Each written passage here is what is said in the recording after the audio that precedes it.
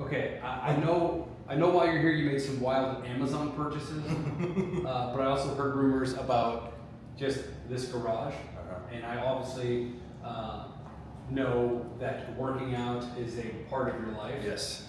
And rumor is that you also helped grow this garage gym a bit. It wasn't just the growing the garage, it was the influence of others. So day 2 was like, hey, I have 30 days to do what I've always intended to do. What habits can I create while I'm here that will stay with me when I leave? Like, how can I really dive into it? So literally day 2, it was like, all right, I'm gonna go work out, right? So I come in here and I'm like, all right, there's enough, right? And I was like, all right. So 5 a.m. day 2, I was down here at the gym, and I remember, because it scared the shit out of me that morning, because Reb, who's the overnight nurse attendee, super cool dude, big black guy, standing in the kitchen when I walk out, I'm like, who are you? He's like, I'm the nurse. I'm like, okay, can I go to the gym? He's like, sure. So, but he was, dude, I love that guy. And it's just, I still see him at the gym at LA Fitness every now and again. So this is where it kind of started, was just figuring out the habits. So I was like, okay, I want to be in the gym at 5 a.m. So I just started, and the funny thing is one of the guys that was here a week before I was, he's like, oh, I've been wanting to work, can I work out with you? So day 3, there was 2 of us. The thing we started to add to was, cold plunging. So it wasn't super cold, but then it started back up habit-wise, right? 4 a.m., we were jumping in the pool. It was getting colder as we got through it. But 4 a.m. was in the pool for 5 minutes. The playlist that you gave me, the motivational one, every morning that was on the speaker before we got in the pool. It was just like, you listen to that and it's like, dude, it still today gives me goosebumps when I turn that one on, because I listen to it every morning. And so we just started the habit. And so we ended up here, and we ended up going through the process of creating the daily habits. That one of the things I learned in here, which is really important, is what are you doing to create the insulin to keep you sober, right? So what are the habits, what are the things that you need to do that bring you joy, not what everybody says you need to do. What do you want to do to really get you there? So working out was the big thing, right? So for me, it was like, I've always wanted to be super healthy, and I want to be consistent. So with what knowledge I had of working out, we just started, and then we started doing more, and then there was 3 or 4 of us out here every morning doing the things, and some of the new guys would come in and like, you guys are getting in the pool? Okay, I'll be there. And then it just started to influence, right? Yeah. So everybody was creating habits and doing things. It was such a part of my recovery being here, to get out here, to listen to music, to be by myself. And as things went on, I'm like, well, I need this. So like, I'm gonna invest. And this is where I got in trouble with Amazon again.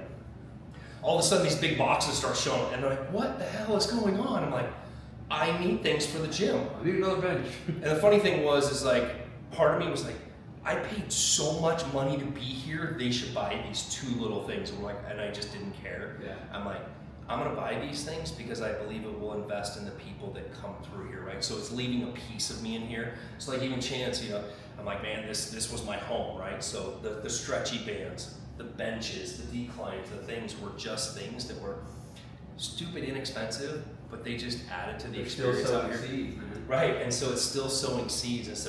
And then the garage also would convert. So this was where I learned meditation practice, in this garage.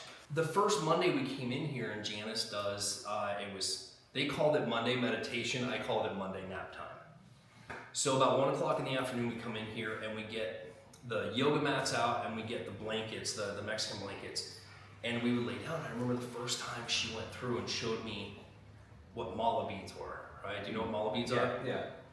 I don't know if the viewer does, but yeah, so mala beads, it's the beaded necklace. It usually has a feather or a trinket or somewhere where it's on it. So when she explained it to me, I'm like, man, okay, that's cool. So the mala beads, there's 108 beads on it. And so the practice is to say I am affirmations, right? And part of our morning routine was we had all these I am affirmations written down, like, I am worthy, I am blessed, I am wise, like all the things you're trying to speak to yourself. And you go through and you repeat that. So you hold it in your left hand, that's supposed to be your receiving hand. And you go around the loop, one beat at a time, saying 1 a.m. affirmation or repeating it. And then you get to the tassel, which means you went around the horn, right? So you're like, I did it. Now I'll tell you one thing that I struggle with, and I still create the argument every time I'm here, is I ask, I'm like, hey, how is it that in the Malabi practice, it's all these positive I ams, but then you want me to go to a meeting and say I am an alcoholic? I'm very conflicted as to why this and this, because they don't make sense. And so that has been one of my things. I will never tell you that I'm an alcoholic, because I'm not. Yeah. That was a past. I don't even say I'm recovering. You know, it's a choice in life, which I believe that some people in that space, when they're like, I'm an alcoholic, I believe it still furthers the prison that they're in. Now, a lot of people disagree with me. It just is what it is. It's my opinion. It's a fun banter going back and forth. Yeah. And I think everybody has their own insolence. So whatever works for them or you is fine. This is what works for me in a positive sense, is that I don't want to claim my past. Yeah, well, I think it's a great conversation to have over and over again, right? Yeah. It's like what I'm gonna choose my identity wisely, Right. and I'm gonna live in that. So Right. Yeah. And I think one of the things that I'm realizing, you know, when I was here, that I'm so blessed, is just being in the influencer space and being just overall all around with things. I had such a great start to what I needed to do. I knew what I needed to do, and this was just like the icing on the cake. It was the missing ingredient to get through this, right? And so when you look at it, it's the influence and all the things that I had already done, and now I just had a space to really add to them. And so when you talk about like I'm not going out there. I did, like, I'm sober and I'm all these things, and now I'm just like, I don't want to talk about sobriety. I just want to live life differently. Yeah. And so whenever, even recently, you know, I met somebody and they're like, yeah, I'm sober. And you're like, oh, you're not super happy about that, are you? You can tell the people that feel they're imprisoned and the people that are free. And I think that is a mindset thing, that once you realize that sobriety is freedom versus prison, life changes. Okay, so I don't even know if this makes sense or not, but you know that scene in Indiana Jones where he swaps the skull for the bag of sand? Yeah.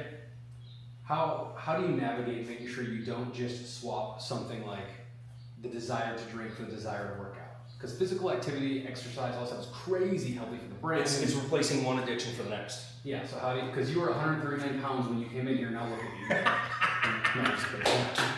But it's that drive, right, of being like, you can't, I mean, I'm saying you can't, I assume you can't just change out a desire or an addiction with busyness, right? No. You can't busy yourself out of something. I did it, right?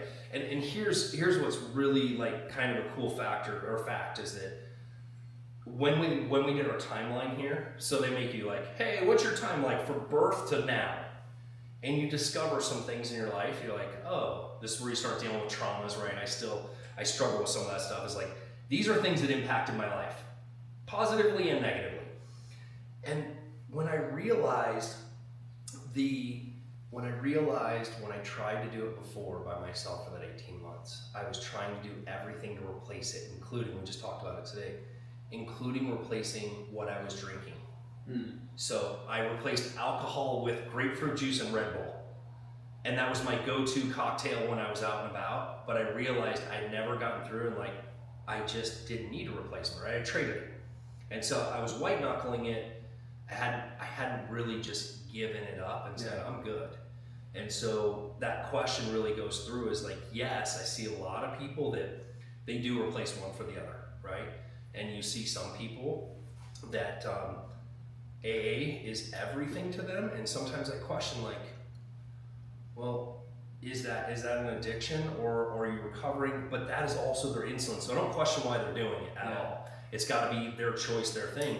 I just think it's an interesting concept as I've looked at trying both and going, I can't replace things, but I need to insulate myself with things that keep me positive and keep me in joy and in check. And one of those things, like working out and being healthy, I'm healthier at 46 than I was in my 20s. Yeah. And it was just a start of consistently doing the little things every day.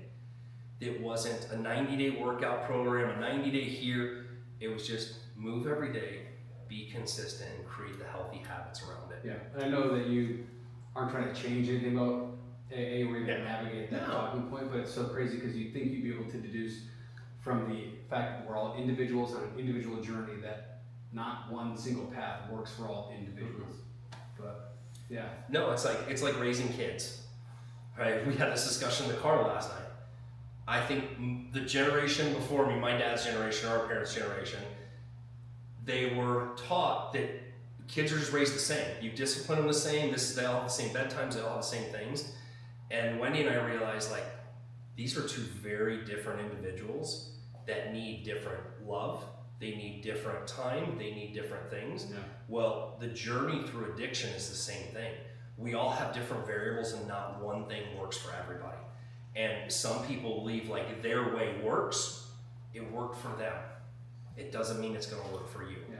Just like me, it's like, you know, and again, I love the community, but I can't listen to the stories. It's like Groundhog's Day every day. Yeah. And I want to be around positivity. And I'm glad that people have that place to go. Like I found Sobermans, right? This is where my insulin, coming back and connecting the guys I was in the house with, the guys that have been before me, and connecting with the people as they're going through the process, right? So for me, it's kind of a cool process because I'm connecting with guys that I've been here with, which we have a special bond. The older guys that have been through it and longer is cool. And then you get to have that impact on the guys that are coming through it. Yeah. And so they get to hear from all the walks of life, like, how'd you guys do it? And it's funny because it's like, it's the same old question. And I always love answering. It's like somebody asks, okay, so what did you guys do like that first 30, 90 days? And we all have different answers to give them. Wow. And it's just a feeding thing rather than what I was taught. And by the way, I'm gonna say this. No, it's like when I wanted to stop drinking, everybody's like, just do AA. Nobody ever had a different solution. There was never anything else. So when you went to AA for me, I was like, I can't, like this is not going to fix me. And I understand the book and the steps and all the things, but this and the way Sobermans operates is a same thing. You guys are all individuals. We're gonna do therapy, we're gonna do different types of therapies, and you're gonna find the things that work for you. And that is what they're really big on. It's like, here's this, and guess what? Take a little bit of everything. And that's what I loved. It's like Sobermans takes a little bit of everything and says it all works, but it's only gonna work for whatever piece you're gonna utilize. Sure. So you have to figure it out. Yeah. So this was, you know, you get into the meditation practice on Mondays, back to all that, is that we would come in here, I remember she would turn the music on, turn the lights off, and you're supposed to be going through your mala beads. It wasn't 5 minutes in, dropping the mala beads, we were all asleep. So I'm pretty sure there's a picture. It looks like kindergarten nap time for adults. So really, she just had enough of you, and she's like, I'll get them all. Yes.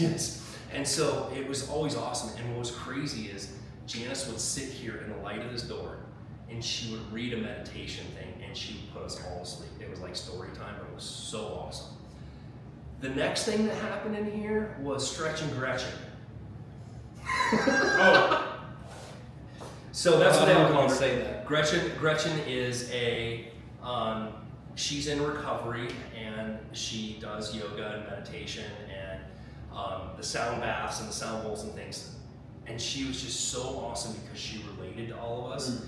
And it was some hard yoga, it was just some thought meditation, and it was so freeing to be in here and be around that. Yeah. And we would crack up at some of us trying to do some of the poses and falling down and some of the people. And there were some days that you're like, I really don't want to do that. But the goal when I was here was to do everything. There was no sick days. It was be at everything on time, get into it. It was really awesome. We had downtime. We go to the pool. Yeah, that was where I spent my downtime. It was by the pool reading or meditating or whatever the case be. So this garage is actually, as we talk, it's kind of funny. All the things that we're wrapping around a garage right now, including my tattoo. And so the garage, when you really think about it, is a place where a car typically goes to be fueled up, like painted up, rebuilt, broke down, all the pieces, right? Maintained, it's everything for a car. So where does a human being go for all those pieces?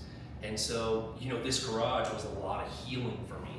And then you look at the community that we're building and the holistic thing around it, which is we want to have a garage for people so that they can come in and get tuned up, figure out what type of car they are, what kind of car they want to be. And it's just, it's so fitting with all the things and my history and love for cars. Like, oh my God, like it's just become so clear in what that looks like. So this was probably my favorite part of the house when it comes down to it, because this is where I spent the most time.